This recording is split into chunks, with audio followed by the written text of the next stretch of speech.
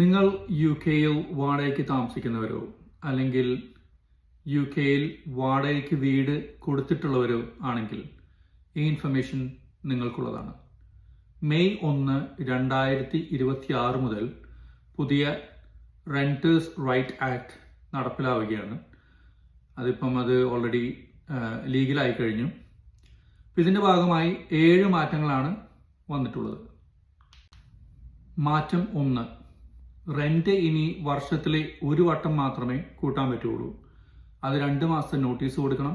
Section 13 use ചെയ്തിട്ട് മാത്രമേ ഇനി റെന്റൽ ഇൻക്രീസ് നടപ്പിലാക്കാൻ കഴിയൂ. അത് മാത്രമല്ല, മാർക്കറ്റ് റേറ്റ് അനുസരിച്ച് മാത്രമാണ് റെന്റ് ഇൻക്രീസ് ചെയ്യാൻ പറ്റുള്ളൂ.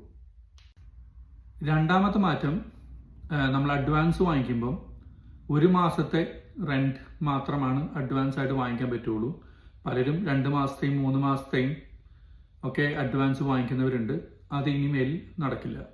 മാത്രമല്ല, ബിഡിംഗ് വാർ, അതായത് ഇപ്പം നിങ്ങൾ വാടകയ്ക്ക് കൊടുക്കാനായിട്ട് അഡ്വർടൈസ് ചെയ്തിരിക്കുന്ന തുകയേക്കാളും കൂടുതലായിട്ട് ആരെങ്കിലും ഓഫർ ചെയ്ത് കഴിഞ്ഞാൽ അത് എടുക്കാനും ഇനി പറ്റില്ല.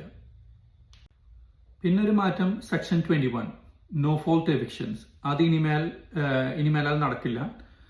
അത് മാത്രമല്ല, സെക്ഷൻ 8 ഉപയോഗിച്ച് വാലിഡ് ഗ്രൗണ്ട്സ് ഉണ്ടെങ്കിൽ മാത്രം, അതായത് ഇപ്പം നിങ്ങൾ വാടക അരിയേഴ്സ് ഉണ്ടെങ്കിൽ, അല്ലെങ്കിൽ നിങ്ങൾക്ക് ആ വീട് വിൽക്കണം എന്നുണ്ടെങ്കിൽ, അല്ലെങ്കിൽ എന്തെങ്കിലും ആന്റി സോഷ്യൽ ബിഹേവിയേഴ്സ്, അതെല്ലാം കൂടി കോടതിയിൽ കാണിച്ചാൽ മാത്രമാണ് ഇനി ഒരു എവിക്ഷൻ നടക്കുകയുള്ളൂ, അല്ലെങ്കിൽ അവരെ പുറത്താക്കാൻ പറ്റുള്ളൂ, അല്ലെങ്കിൽ നിങ്ങൾ പുറത്തു പോകേണ്ട ആവശ്യമുള്ളൂ.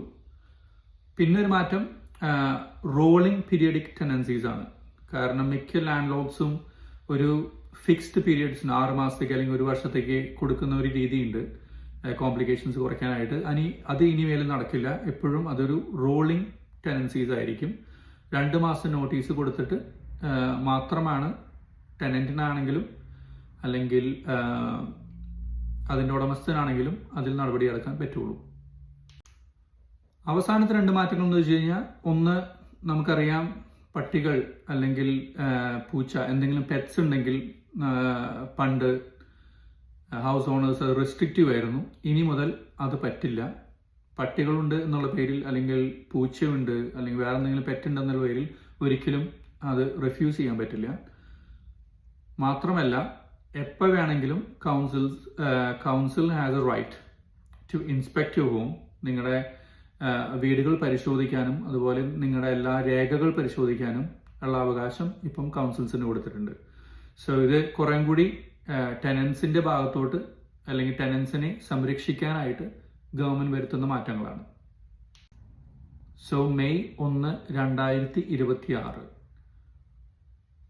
ആ ഡേറ്റ് ഓർമ്മ വയ്ക്കുക. ഇനി നിങ്ങൾ റെന്റൽ അഗ്രിമെന്റ് പുതുക്കുമ്പോൾ, നിങ്ങൾ ടെനന്റ് ആയിക്കൊള്ളട്ടെ അല്ലെങ്കിൽ ഒരു ഹൗസ് ഓണർ ആയിക്കൊള്ളട്ടെ, ഇത് വളരെ ഇമ്പോർട്ടൻ്റ് ആണ്. ഇത് ഫോളോ ചെയ്യാൻ ശ്രമിക്കുക.